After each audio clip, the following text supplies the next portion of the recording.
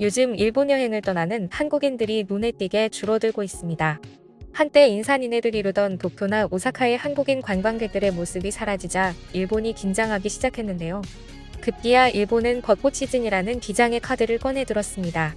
지금 오지 않으면 1년을 기다려야 한다라며 대대적인 홍보전에 돌입한 것이죠. 하지만 아이러니하게도 바로 그 벚꽃 시즌이 일본에겐 치명적인 손실을 안기고 있다는데요. 무려 하루에 2조 원씩 경제적 손해가 일어나고 있다는 충격적인 이야기가 전해졌습니다. 대체 일본에 왜 이런 일이 벌어지는 걸까요? 매년 봄이 되면 일본은 외국인 관광객을 상대로 벚꽃 축제와 이벤트를 개최합니다. 그 덕에 수많은 관광객들이 일본행 항공권을 끊고 SNS는 벚꽃 명소 인증샷으로 도배되죠. 하지만 그 속내를 알고 보면 일본은 벚꽃 시즌이 되면 하루 2조 원의 경제적 손실을 보고 있습니다. 관광 특수로 벌어들이는 돈보다 꽃가루 때문에 잃는 돈이 더 크다는 분석도 나오죠. 문제의 정체는 바로 일본을 덮친 꽃가루 지옥입니다. 일본 국민 40% 이상이 앓고 있는 국민병인 꽃가루 알레르기, 일명 화분증은 벚꽃의 나라라고 주장하는 일본이 세계에 공개하지 않았던 치명적 약점인데요. 봄철 일본 여행해본 분들이라면 왠지 모르게 콧물이 흐르거나 눈이 간지럽거나 한 적 있으셨나요? 요즘 특히 꽃가루가 심해서 알레르기를 주의해야 한다는데요. 봄이 되면 일본에는 마스크를 쓰는 사람들이 부쩍 늘어납니다. 일본은 코로나가 시작되기 전에도 전 세계에서 가장 마스크를 많이 쓰는 나라였죠. 그런데 4월만 되면 도쿄, 오사카, 후쿠오카 어디를 가도 알레르기 약과 마스크가 진열대를 차지하고 약국에서는 예방용 항히스타민제가 불티나게 팔립니다. 콧물, 재채기, 눈가려움증은 기본이고 심한 경우 하루 종일 재채기와 기침을 하다 보면 두통에 머리가 멍해져 아무것도 할 수 없게 됩니다. 콧물이 수도꼭지처럼 줄줄 흐르다 보니 밤에는 앉아서 잘 수밖에 없는 생지옥을 경험하게 된다는데요. 누우면 콧물이 목 뒤로 넘어가서 호흡곤란을 일으키기 때문입니다. 의학적으로도 심각합니다. 꽃가루가 코를 넘어 폐 깊숙이 침투할 경우 천식 발작과 폐렴까지 유발될 수 있어 특히 노약자들과 어린이, 호흡기 질환자에게는 생명이 위협받는 수준에 이르게 됩니다. 한번 꽃가루로 인한 항체가 몸에 만들어지기 시작하면 알레르기 반응이 더 심해지기 때문에 무엇보다 예방하는 것밖에 방법이 없다고 하는데요. 전문 병원 예약은 한두 달 전부터 잡아야 할 정도로 붐비는 데다 알레르기 전용 비강 스프레이, 먹는 약, 점안약까지 사용해도 막을 길이 없습니다. 일본은 지난해부터 꽃가루 알레르기가 생산성에 미치는 막대한 영향을 고려하여 국가적 질병이라고 선언했습니다.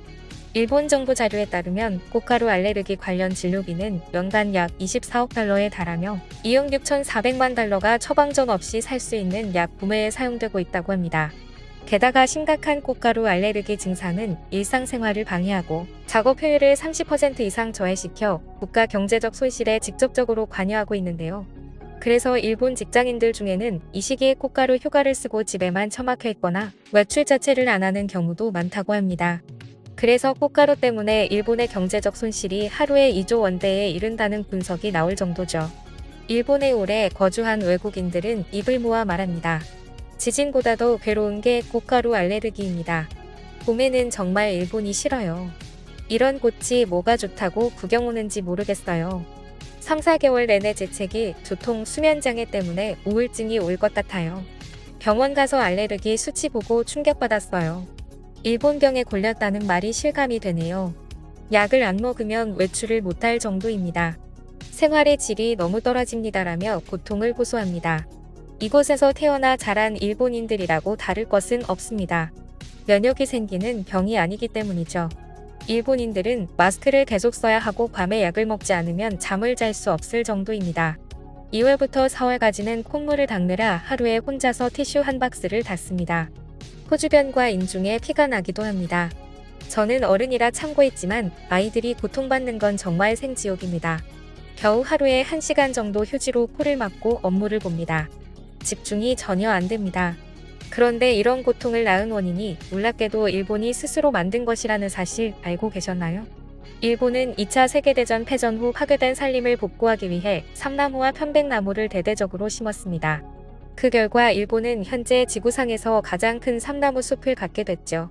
문제는 여기서 시작됐습니다. 이 나무들은 빠르게 자라고 병충해에 강한 장점이 있었지만 엄청난 양의 꽃가루를 생성한다는 점이 간과됐습니다. 자라난 삼나무는 어마어마한 꽃가루를 뿜어대기 시작했고 꽃가루는 바람을 타고 100km 이상을 퍼져나갔습니다. 그렇게 일본은 국토와 산림의 반 이상을 삼나무로 뒤덮으며 오늘날 국민 절반이 알레르기로 고통받는 꽃가루 왕국이 되고 말았습니다. 일본 재팬타임스는 이를 국민질병이라고 표현하고 있지만 지금 와서 이 나무들을 몽땅 베어낼 수도 없고 대체제도 전혀 없는 상태입니다. 그런데 한국은 다릅니다. 한국도 일제강점기를 지나면서 국토의 절반 이상이 민둥산이 된 시절이 있었습니다. 하지만 한국은 일본과 달리 꽃가루를 뿜지 않는 수종을 택했습니다. 리기다소나무는 힘이 강해서 땅이 척박한 산이나 습한 땅이나 건조한 땅도 잘 자라납니다.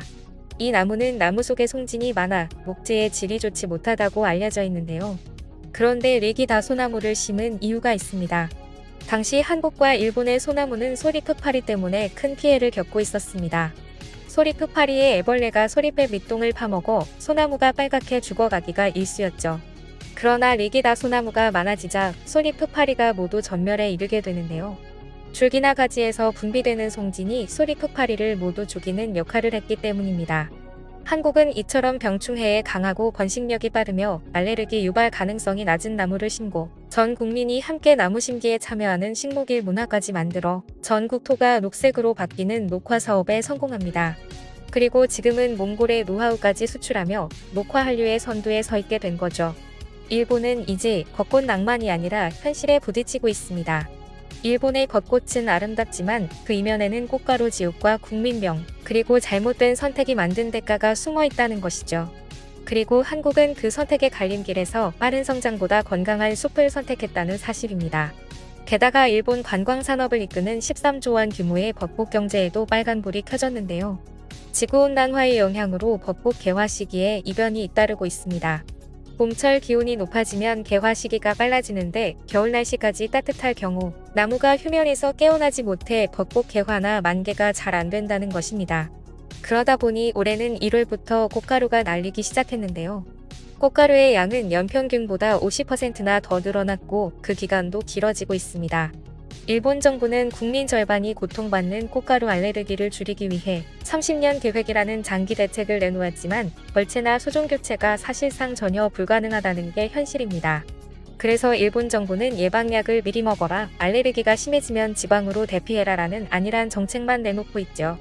한때 녹화를 위해 선택한 나무가 이제는 국민 건강과 국가 경제에 부담이 되어 돌아온 셈인데요.